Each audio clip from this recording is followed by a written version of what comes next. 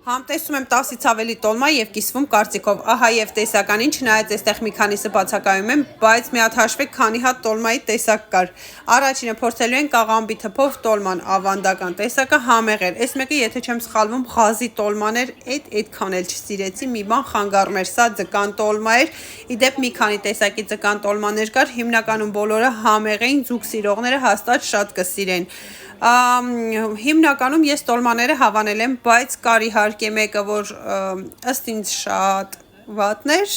թողներ են ինձ սիրողները այդ տոլմայի եւ հիմա ցույց կտամ այդ տոլման։ Այս մեկը շատ մեծ էր, հյութեղ էր, ոչ բոլորի անուններն եմ հիշում, իրենց անուններին եւ տեսակներին կարող եք ծանոթանալ հենց իրենց ռեստորանում կամ էջում։ Այ այս մեկը հումուսի տոլմա էր, չսիրեցի, ինձ թվում է անիմաստ էր։ Խինկալի տոլմա, ձկան միջուկով։ Միջուկը շատ լավն էր, խմորը ըստ ինձ չոր էր ու անիմաստ, բայց գեղեցիկ էր։ Սա էլ էր ձկան տոլմա, այս մեկը ամենահամեղն էր, շերտավոր խմորի մեջ թխվածը շատ սիրեցի, կրկին ձկան տոլմա։